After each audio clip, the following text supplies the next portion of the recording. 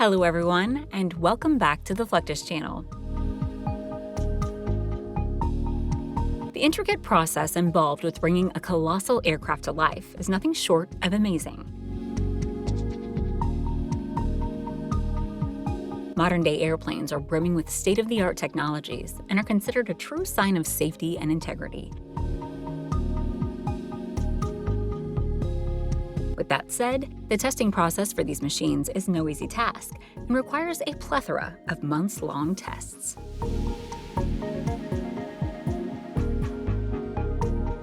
A brand new aircraft undergoes many firsts during its test phase.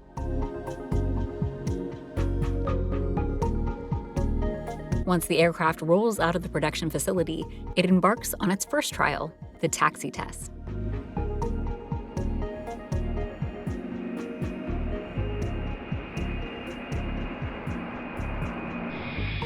During the taxi test, its engines roar into life and push the aircraft along the taxiway, making it the first time the aircraft propels under its own power.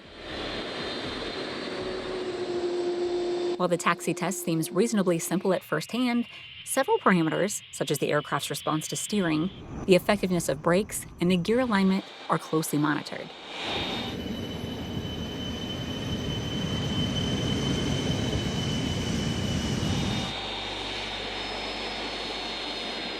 During the taxi tests, flight engineers garner valuable information on the ground handling characteristics of the aircraft, helping the pilots and other personnel grasp the idiosyncrasies of the new machine.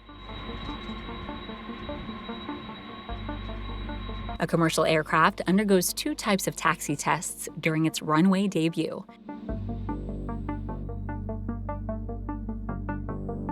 The low-speed taxi test is conducted to initiate the flight test program, with consecutive taxi tests carried out at lower speeds. On the other hand, during the high-speed taxi test, the aircraft reaches a speed where the pilots lift the nose gear off the runway. Conducting the high-speed taxi test marks the completion of a series of functional tests before the first flight. With the aircraft's ground handling characteristics validated, engineers move into one of the most critical phases of the flight test program, the Velocity Minimum Unstick, or VMU test. The VMU test is among the most demanding procedures a test pilot will ever perform. During the run, the pilot accelerates down the runway while slowly increasing pitch, deliberately pushing the aircraft to the maximum nose-up attitude possible without achieving lift. At this point, the tail of the aircraft makes contact with the runway. Rather than being a failure, this contact is expected and carefully planned. A custom-built tail skid is installed specifically for this purpose, engineered to withstand repeated runway contact while providing precise feedback to engineers.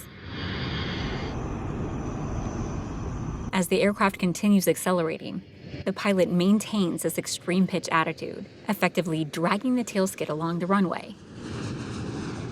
The moment the aircraft finally becomes airborne while the skid is still touching marks the VMU condition. This confirms the exact speed at which lift overcomes weight at the highest achievable rotation angle. Any slower, and the aircraft would be unable to leave the ground safely. The high-energy rejected takeoff, or RTO test, is as demanding as the VMU test. To replicate a worst-case scenario, technicians pump the fuel tanks full, making the takeoff weight of the aircraft match its maximum takeoff weight. In addition, they install completely worn-out brake units for all the wheels. Test pilots initiate and continue the takeoff roll until the aircraft reaches its decision speed. Then they pound on the brakes with full potential. The brakes take the brunt, as no thrust reversers are called for action. The entire kinetic energy held by the aircraft is completely dissipated in terms of heat, which could possibly engulf the carbon brakes in thick smoke. It takes more than stopping the aircraft with the desired distance to complete the test. The crew meets a 5-minute marker without any further action, which is the maximum response time for firefighters to reach a distressed aircraft within the airport.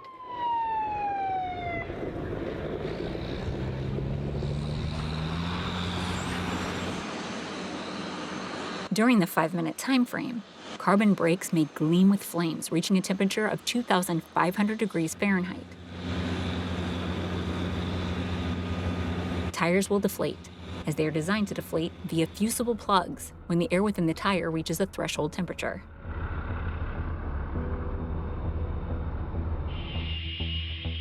Yet another dramatic test is engine out testing.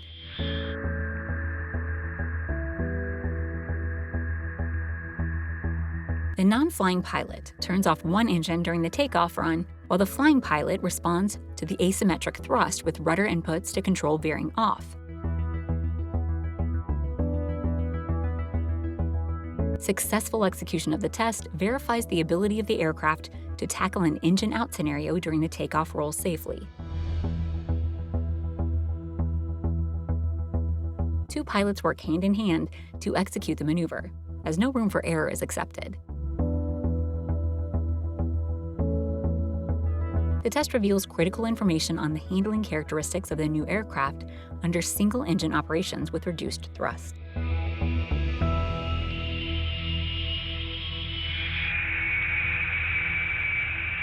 Taking the test aircraft through challenging situations for pilots makes the test more effective, as the gathered results could positively impact real-world scenarios.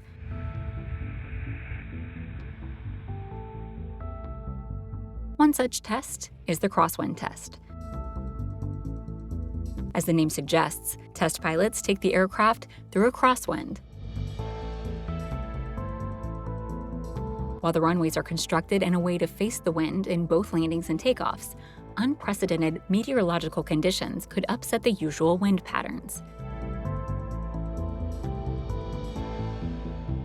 In such cases, pilots should compete with the wind to maneuver the aircraft on the runway. The team expects a perpendicular wind that exceeds the crosswind thresholds stipulated by most operational manuals to maximize the effectiveness of the test.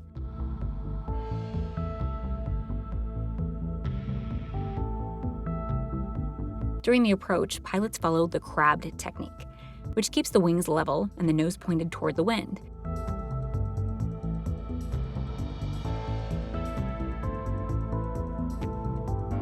When the aircraft reaches the touchdown point, pilots decrab the aircraft.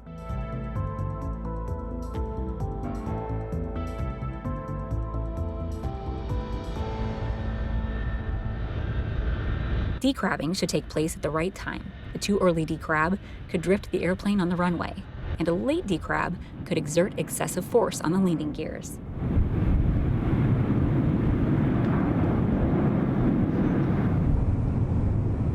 Apart from assessing the performance of the aircraft, the test team conducts tests on safety-critical items, such as evacuation slides.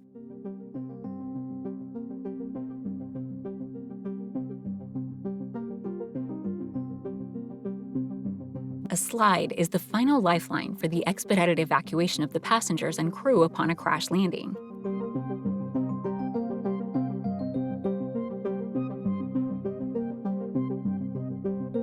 The test team deploys a slide intentionally to evaluate the deployment process.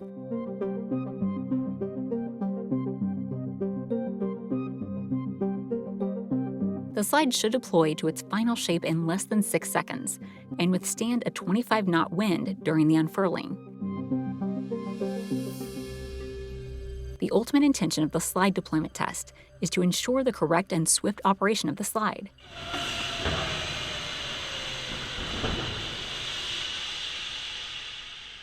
As during an emergency, the evacuation should be completed within 90 seconds, even with only 50% of the available exits and in low light conditions, without any assistance from a third party.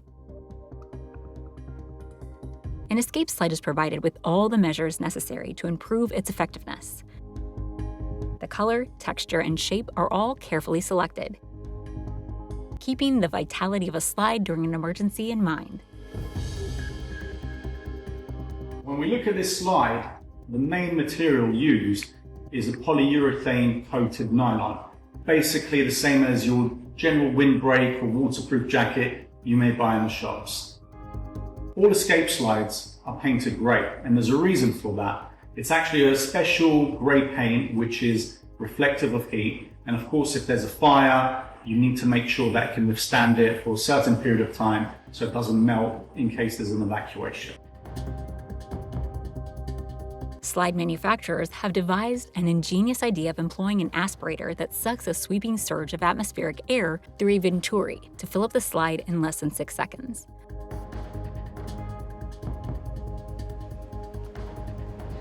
A relatively small bottle pressurized with carbon dioxide to 3,000 psi provides the mode of flow to the venturi tube. Employing this principle significantly reduces the need to carry a hefty gas bottle to inflate the slide.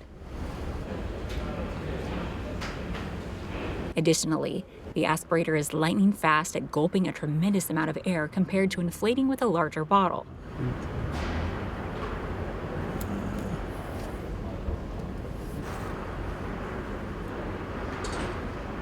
A door on a commercial aircraft can be equipped with either a slide or a slide raft. As their names suggest, a slide raft differs from a slide, as it could cater to evacuation and then act as a raft to accommodate people on the water. Evacuation slides are considered critical safety equipment, and even a single deployment requires a full series of checks before the slide can be repacked and reinstalled. Inspectors begin with a thorough visual examination, looking for signs of abrasion, fabric wear, seam separation, or damage caused during deployment or passenger use. The testing process of a modern-day commercial aircraft is demanding and time-consuming. But the manufacturing process of an aircraft is nothing short of amazing.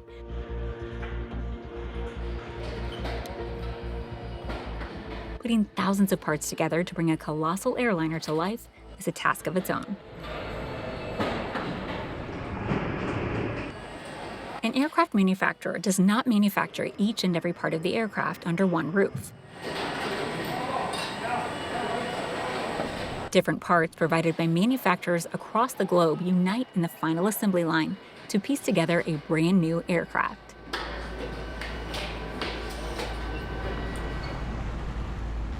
Boeing, the largest aircraft manufacturer in the U.S., receives its aircraft parts from Italy, Germany, Japan, and many other countries across the globe.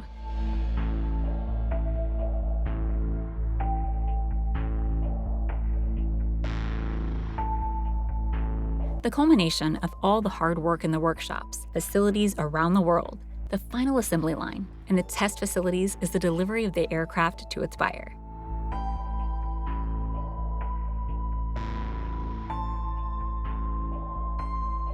The delivery goes above and beyond a financial transaction, as a reliable aircraft is an unwavering promise given to the buyer. Modern-day airplanes are the gleaming embodiment of cutting-edge technology. So much technology is incorporated into these machines.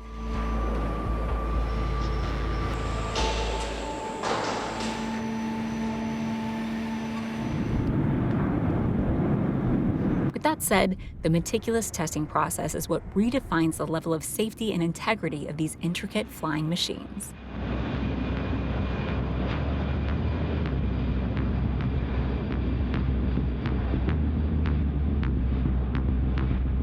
Once the test aircraft has successfully passed through all the hurdles in the testing program, one can gaze upon it as a testament to human ingenuity.